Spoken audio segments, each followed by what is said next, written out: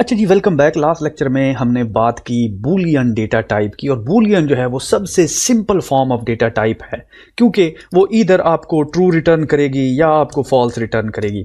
और ये जो ट्रू और फॉल्स है ये हम स्विच के तौर पे यूज करते हैं, ऑन या ऑफ। ट्रू ऑन, फॉल्स हो गया ऑफ।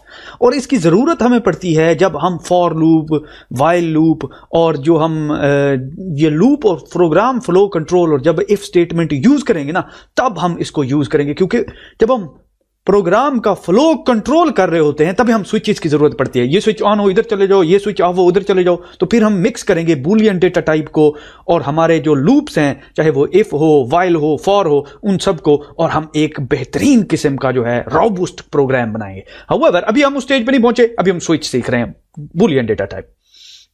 बूलियन की दो डेटा टाइप्स हैं, ट्रू और फॉल्स। ठीक होगी बात? एक्सीलेंट, ये तो बहुत ही आसान काम है। चलें आगे चलते हैं।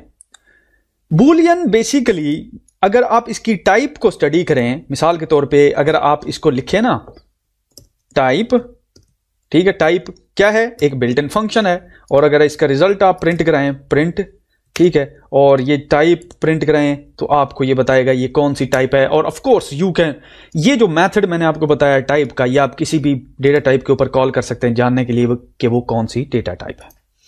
चलें अब इस तरह करते हैं कि जो बूलियन ऑपरेटर है ना, वो दो चीजों के ऊपर खड़े हुए हैं। दो चीजों से आपको वैल्यूज रिटर्न हो रही होती है, ट्रू या फॉल्स। सबसे पहली जो चीज है वो है बेसिकली कंपैरिजन ऑपरेटर्स, ठीक है, OPERATORS ऑपरेटर्स। मैं इनको कहता हूं कंपैरिजन ऑपरेटर, कंपैरिजन ऑपरेटर्स, ठीक है। तो सबसे पहले तो हम ये स्टडी करते हैं कि कंपैरिजन ऑपरेटर हमें किस तरीके से वैल्यूज को रिटर्न करते हैं। सबसे पहले आपने देखा कि मैथमेटिक्स में हमने किया तो क्या थे? अरिथमेटिक ऑपरेटर्स, ऐसा ही था ना, प्लस, माइनस, डिवाइड। जब बूलियन में आते हैं तो हमारे पास 6 कंपैरिजन ऑपरेटर होते हैं। सबसे पहला है डबल इक्वल टू का साइन। ये इसलिए मैं शुरू में कह रहा था कि देखो, single equal to assignment operator है, डबल इक्वल टू आ गया ना बूलियन में कंपैरिजन ऑपरेटर। तो आपने फिर फर्क देख लेना, इसलिए मैं शुरू में जोर दे रहा था कि ये असाइनमेंट ऑपरेटर है, उस लड़के की तरह जो जूता उठा के डब्बे में रखता है, डेटा उठा के वेरिएबल में रखता है, ठीक है, इक्वल टू का साइन। लेकिन डबल इक्वल टू का साइन बूलियन डेटा टाइप में यूज होता है, इसको कहते हैं कंपैरिजन ऑपरेटर। ठीक होगी बात? अभी मैं इनको एक्सप्लेन करता हूं। सबसे पहले तो मैं आपको सारे ऑपरेटर दिखा देता हूं। दूसरा ऑपरेटर है, ये तो है इक्वल टू, और ये है not equal to. Of course ये अपोजिट है इक्वल टू का।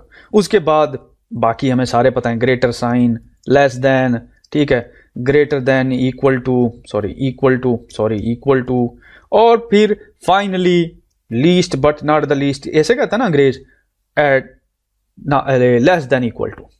ठीक होगी बात? अच्छा, अब जरा आपने गौर करते जाना। मैं इस तरह करता हूं कि इसको कर देते हैं कमेंट, हम पहले पहले की बात करते हैं। आपके ख्याल से 1 इक्वल टू किसके है? 1 के, ऐसा ही है ना, 1 इक्वल टू 1 है, ये कंडीशन क्या है? ट्रू होगी। तो अगर मैं इसको कहता हूं प्रिंट, सॉरी, अगर मैं इसको कहता हूं प्रिंट 1 इक्वल टू 1, तो ये क्या प्रिंट करना चाहिए? इसको मुझे ट्रू प्रिंट करना चाहिए, ठीक है। ऊपर वाले को मैं प्रिंट आउट, कमेंट आउट कर देता हूं, रन करते हैं तो इसने मुझे ट्रू रिटर्न किया, 1, क्योंकि इज इक्वल टू 1 है। सही बात होगी। चलें दूसरे पे आते हैं। दूसरे के केस को मैं प्रिंट कराता हूं। प्रिंट करो जी, क्या प्रिंट करना है? कंडीशन देते हैं, 1 इज नॉट इक्वल टू 1। आपके ख्याल से क्या ये कंडीशन ट्रू है? ऑफ कोर्स ये फॉल्स है। मैं इसको रन करता हूं, वो कह रहा है फॉल्स। क्यों? 1 तो इक्वल टू 1 है, इसलिए उसने ऊपर 1 दिया। अगर मैं कहता हूं हाँ 2 इज नॉट इक्वल टू 1, उसने कहा हाँ अब दूसरी स्टेटमेंट तुम्हारी ट्रू है। क्यों? क्योंकि तुमने सच बोला। तुमने सच कहा कि 2 और 1 आपस में कभी बराबर नहीं हो सकते, ऐसा ही है ना। तो इसलिए कंडीशन ट्रू हो गई, क्योंकि ये मैंने सच कहा।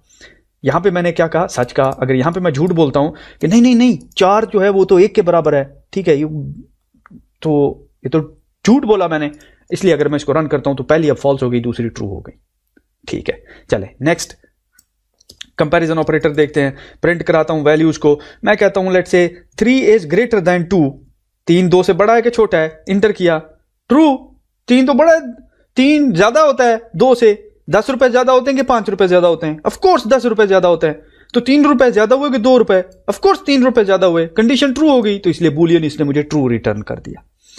नेक्स्ट चलते हैं, प्रिंट में आता हूं। प्रिंट, चलो जी, लेस देन का साइन देखते हैं। ऑफकोर्स ये अगर मैं कहता हूं रन करते हैं, ऑफकोर्स आपको पता है क्योंकि मैंने अब चेंज कर दी वैल्यूज। अब अगर मैं वही चीज रखता हूं तो अब ये मुझे रिटर्न करेगा फॉल्स। उसकी रीजन ये है कि यहां पे मैं कह रहा हूं कि 3 जो है वो लेस देन 2 है, जो कि मैं गलत कह रहा हूं। तो आपने ये जो है ना, जो राइट टू लेफ्ट जा रहा है, ये होता है लेस देन, और ये होता है ग्रेटर देन। आपने ये याद रखना है, जो राइट की तरफ जा रहा है ना, राइट की तरफ, राइट इज माइट, वो ग्रेटर देन होता है, ठीक है। जो लेफ्ट की तरफ जा रहा है वो लेस देन होता है। तो मैं ये कह रहा हूं बेसिकली कि 3 यहां से रीड कर रहे हैं, 3 इज लेस देन 2। रॉन्ग, गलत बोला मैंने, 3 लेस देन 2 तो नहीं होता, तो इसीलिए यहां पे इसने मुझे फॉल्स दे दी। दूसरी कंडीशन है कि ग्रेटर देन इक्वल टू। ये बहुत इंटरेस्टिंग है, और वो इसलिए इंटरेस्टिंग है कि आपने जरा गौर करना है कि अगर मैं कहता हूं यहां पे ग्रेटर देन, मैं कहता हूं, जरा आपने गौर करना, पहले मैं आपको एक जरा मसला दिखा दूं। मैं कहता हूं 3 इज ग्रेटर देन 3, क्या ये कंडीशन ट्रू है कि गलत है? आप मुझे ये बताइए, मैं इन दोनों को कमेंट आउट कर रहा हूं। आप मुझे बताइए ये कंडीशन ट्रू है या गलत है? फॉल्स है, क्योंकि 3 तो इक्वल टू 3 तो ग्रेटर है 3 से। मैं कह रहा हूं 3 is greater than 3, this is false. However अगर यही कंडीशन मैं यहां पे लगाता हूं 3 is greater than or equal to 3, अगर अब मैं रन करता हूं, पहला देखें फॉल्स है, दूसरा ट्रू है, क्योंकि पहले के केस में 3 से ग्रेटर नहीं है, इसलिए फॉल्स आ गया। लेकिन दूसरे के केस में मैंने कहा कि हाँ ग्रेटर हो तब भी शो कराना, अगर ग्रेटर ना हो और इक्वल हो जाए तब भी ट्रू कर देना।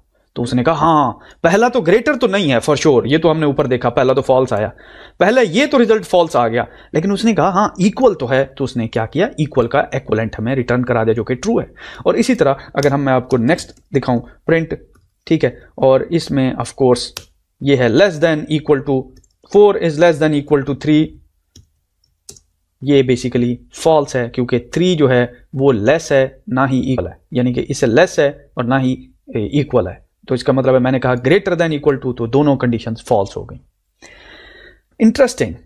अब इन्हीं वैल्यूज को बेसिकली, ये तो मैंने डायरेक्ट वैल्यूज डाली हुई ना, 2 3 1 2, ऐसा ही है ना। ये वैल्यूज हम वेरिएबल्स में भी सेव कर सकते हैं। मिसाल के तौर पे मैं कहता हूं a is equal to 1, b is equal to 3। अब सिंपल मैं यहां पे कहता हूं a is equal to b, false हो गई बात।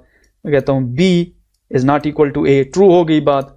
मैं कहता हूं a is greater than b, basically false हो गई बात। मैं कहता हूं b is equal to a, again a greater है, a स्मॉलर है b से, फॉल्स हो गई।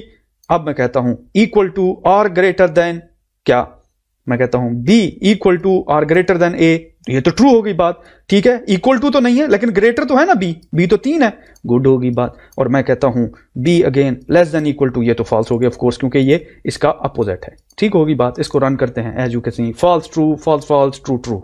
This is so cool guys. Okay, तो हमने बेसिकली ये देखा कि ये एक कंडीशन है जो कि हमें Boolean data type either true और फॉल्स रिटर्न करती है, ठीक होगी बात।